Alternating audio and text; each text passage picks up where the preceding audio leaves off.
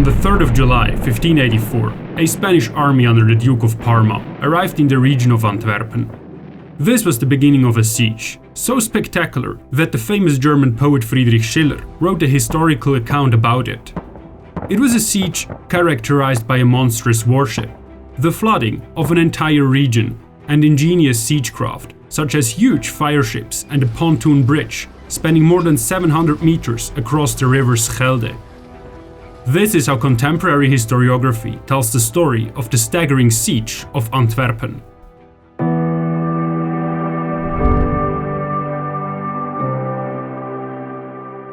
In 1579, during the 80 Years' War fought between the Dutch and the Spanish Habsburg, the Duke of Parma, Alexander Farnese, launched a counter-offensive against the rebellious Dutch and captured Maastricht.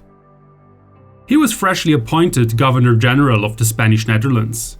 According to the historian Christopher Duffy, Parma's expertise in siege warfare was unmatched, and his arrival, quote, presented the rebels with the most formidable opponent they had yet encountered, end quote.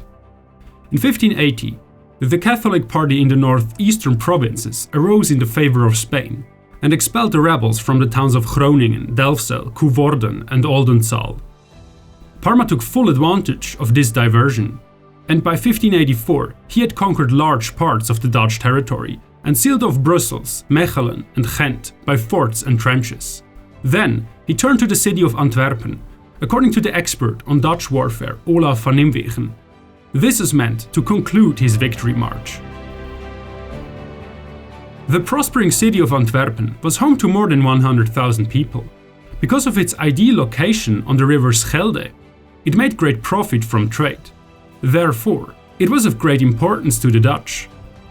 William of Orange, the main leader of the Dutch revolt, hurried to warn the mayor of the city, Philips van Marnix van Sint-Aldegonde, when he heard of an impending Spanish attack. He strictly advised the people of the city to break through the dikes called Blauwgwaren and Kouwensteinse Dijk, to flood a large area around Antwerpen. This would have made sure that the Dutch fleet would be able to reach the city across the flooded fields, in case the enemy would block the River Schelde. However, nobody believed that Parma would be able to bar the Schelde.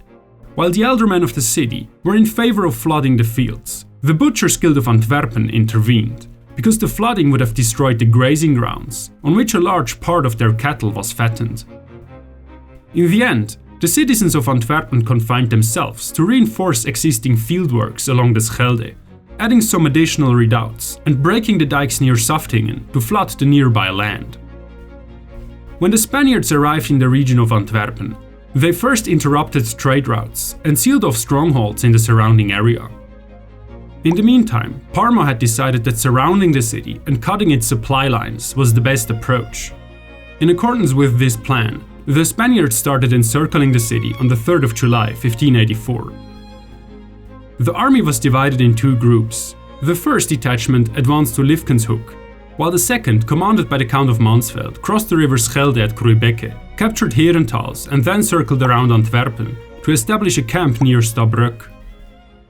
Because the first attack on Liefkenshoek was repelled by the defenders of the redoubt, the Spaniards resorted to a stratagem of war. On the 10th of July, they placed some hay carts under the walls and set them ablaze. Due to the smoke, the vision of the defenders was severely hampered. Thus, the Spaniards took control over the walls quickly. On the same day, William of Orange was shot to death in his residence in Delft, and Maurits of Orange was appointed his successor. In the following days, the Spaniards captured Zwijndrecht and Doel.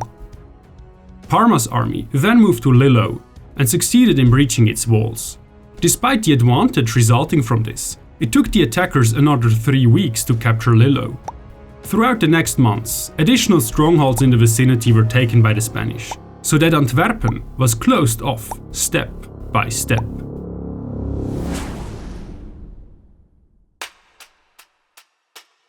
Now the citizens of Antwerpen realized the seriousness of the situation, and that there was a good chance that Parma would achieve what was believed to be impossible: to block their most important support route. Finally, the Butchers' Guild consented to break the dikes. However, since the Spaniards had already seized control over the Kouwensteinse Dijk, which prevented ships to get to the city even when the area was flooded, it was too late by now. Subsequently, the question arose on how to supply all inhabitants when the city would be cut off. Despite the Spanish guns along the Schelde, supply ships made it to the city regularly, especially during night. However, the defenders chose a rather problematic solution. Each inhabitant should amass enough food on their own budget to live off of it for 2 years. This didn't work out at all. While the richer inhabitants feared that their grain would be stolen and bought only a limited amount of grain, many of the poorer people lived from hand to mouth and could not afford to buy reserves anyways. The alderman even set a low price limit to ensure that there was enough affordable grain for the poor citizens. But the low prices and the high risk deterred many ships from venturing to the city. All these factors resulted in too little grain being bought and stored. In October, Parma established his headquarters in Beveren. By now, he had seized control over most of the surrounding towns and villages. Antwerpen was cut off, except for the River Schelde. To get this last route sealed, Parma wanted to accomplish the impossible: to build a bridge over the more than 900 meters wide Schelde.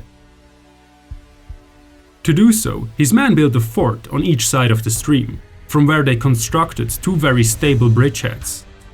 Because of the river current, they could only reach a certain distance into the river, and the Dutch ships could still pass them without much trouble.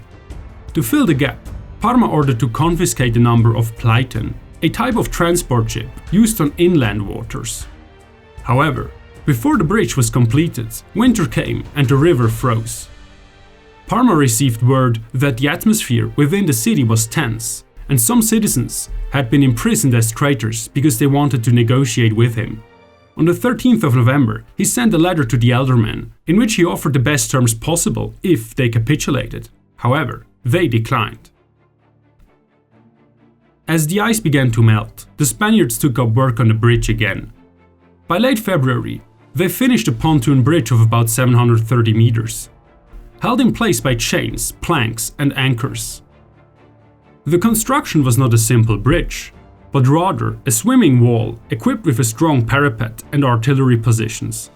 To make this structure even more resistant, a line of ships, equipped with long, strong pikes, was linked to each side of the bridge. Also, 40 warships were waiting on the banks of the Schelde, ready for intervention. Over 1,500 men were ready to defend the bridge. The German poet Friedrich Schiller summarizes over 200 years later, quote, "The bridge was amply equipped with the tools of death, so that like a living being, it could defend itself, spew flames at order, and spill perdition on everything that came near her." Bewilderment was great when the people of Antwerpen heard that the bridge was finished. Now, they were completely cut off. On the 28th of May, the defenders of Antwerpen produced the first secret weapon, the Finis Belli, or Fin de la Guerre, a huge warship they had constructed over the past 6 months. It resembled a floating platform and carried a castle manned by 1,000 musketeers and a huge number of guns. The people of Antwerpen put all their hopes in it, hence its name, End of War. However, it proved too heavy to maneuver in the shallow waters of the flooded area. Some sources report that it ran aground, others say it sailed against the dike shortly after it left the harbor. A few days after the crew had abandoned it, the Spaniards captured the swimming fortress. They gave it the name Los Gastos Perdidos, the lost expenditure. After it had been stripped of most of its equipment, Parma ordered it to be dismantled. While the Spaniards had been working on the bridge, the defenders didn't remain idle. Aldegonde had pushed the Dutch to make rapid progress in search of an ally and to speed up the negotiations with France and England. He also repeatedly asked the fleet of Zeeland to lead a blow against the works of the Spaniards. After some delay, the fleet arrived at the fort of Liefkenshoek and managed to reduce it and seize it along with other strongholds and the island of Dol. This put them into a position from which they had immediate access to Parma's bridge. It was agreed that the fleet should stay ready while the besieged would breach the bridge. The man entering the stage to execute this plan was the Mantuan engineer Federico Giambelli. Ironically, this clever mechanic had offered his services to Philip II of Spain multiple times. However, as the historian Christopher Duffy notes, Philip II had little time for such gadgetry, and he used his courtiers and servants to keep Giambelli at arm's length. Upon this, the frustrated Giambelli settled in Antwerpen, married a local girl, and worked as a physicist and mechanic. As soon as he heard that the bridge was under construction, he began to develop a plan to get back at the Spaniards. On his request, the alderman placed 2 boats at his disposal.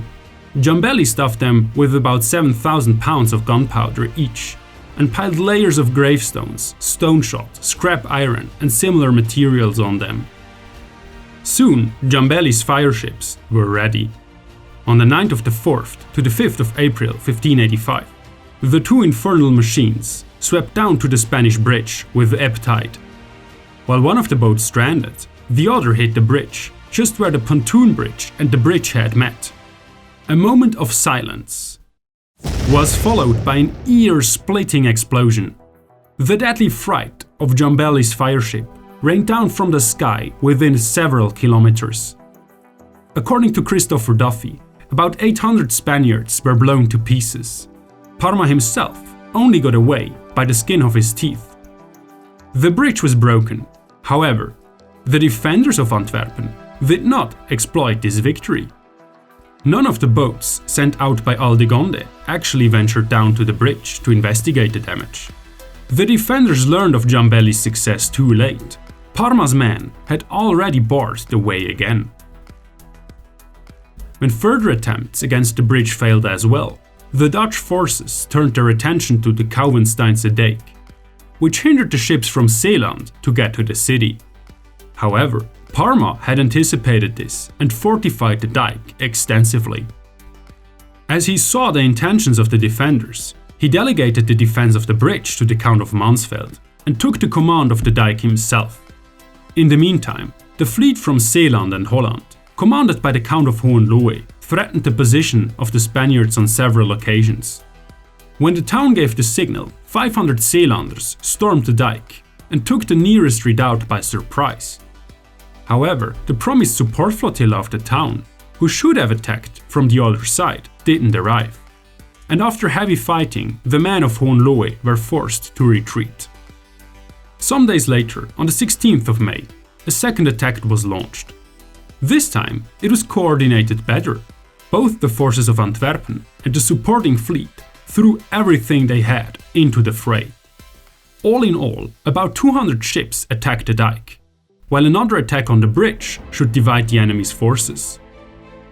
The battle was opened with a stratagem of war. 4 burning ships, seemingly fireships but actually manned, steered towards the dike. When the Spaniards, who vividly remembered the earlier devastating attack on the bridge, pulled back to the closest redoubt, the men in the ships sprung ashore. The ships of Antwerpen approached the same spot from the other side. United, the men began to build 2 parapets to cut off the Spaniards from each other, and to protect the pioneers who had already begun puncturing the dike. While ships with supplies for the city were waiting to pass through the breach, the Spanish artillery kept up fire on the fleet, and a brutal fight ensued. About 5,000 men fought on the narrow ridge of the dam, which in some places was no more than 9 steps wide. Fortune seemed to be on the side of the besieged, as they pushed back the Spanish to the nearest redoubts. The heavy fire of the ships of the attackers took its toll on both the Spaniards and their defenses. However, when Parma recognized what was going on, he hurried to relieve the men of the dike. The arriving support heightened the Spanish morale, and slowly, step by step, they managed to turn the tables. When they won over their enemy's ramparts, the battle was over.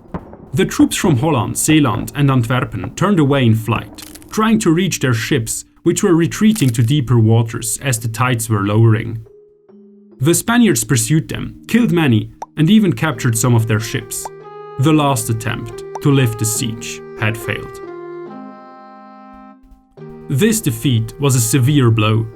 The Spaniards were now the undisputed masters of the flooded area and the Schelde. With each day on which they held their position, the city came closer to starvation, until some of the disunited townspeople urged to surrender. On the 17th of August, Antwerpen capitulated. The terms of capitulation included free conduct for the enemies of the Spaniards, the re-establishment of Catholicism in the city, rebuilding of churches, and reintegrating expelled Catholic families and clergy.